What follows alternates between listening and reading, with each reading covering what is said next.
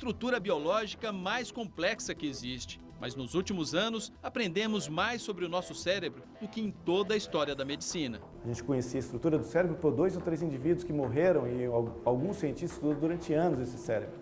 Hoje a gente tem, em 5 minutos, a informação da estrutura do cérebro de uma pessoa normal.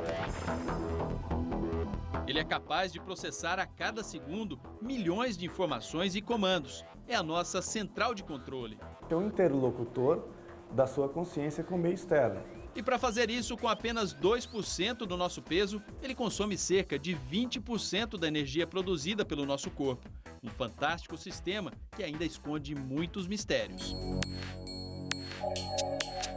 Conhecer, saber como funciona esse órgão que controla todas as funções do nosso corpo, descobrir as causas e como evolui uma doença no cérebro, sempre foram sonhos de médicos e pesquisadores. Mas até 30 anos atrás isso só era possível analisando cérebros retirados de pessoas mortas, o que limitava muitos avanços da medicina. Esse bloqueio foi rompido por esta máquina, a ressonância magnética. O uso da ressonância magnética funcional possibilita a médicos e pesquisadores ver não só a estrutura do cérebro, mas também como ele funciona de forma saudável, as reações de cada região no exato momento em que elas são estimuladas. Conhecer as propriedades de adaptação do cérebro, como o cérebro reage a alguns estímulos, isso é fundamental.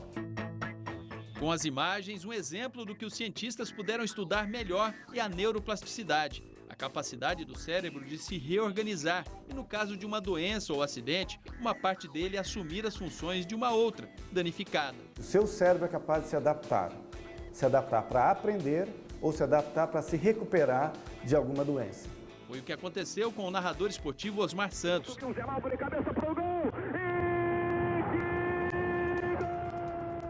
Vítima de um acidente de trânsito há 18 anos, ele perdeu parte do cérebro. Regiões responsáveis pela fala e a locomoção foram afetadas. Fala pouquinho, né, Osmar? Pouquinho. Pouquinho. Mas mesmo com a gravidade das lesões, depois de anos, ele voltou a andar. Não recuperou totalmente a linguagem, mas consegue se comunicar com frases curtas. Segunda, aniversário. Ah, ele tá falando que segunda-feira tem um aniversário dele, tá te convidando. Olha só! Muito obrigado. Perto do que ele era, quando ele, logo depois do acidente, para hoje, teve um desenvolvimento muito grande, a ponto do Osmar hoje se virar sozinho, ele vive sozinho.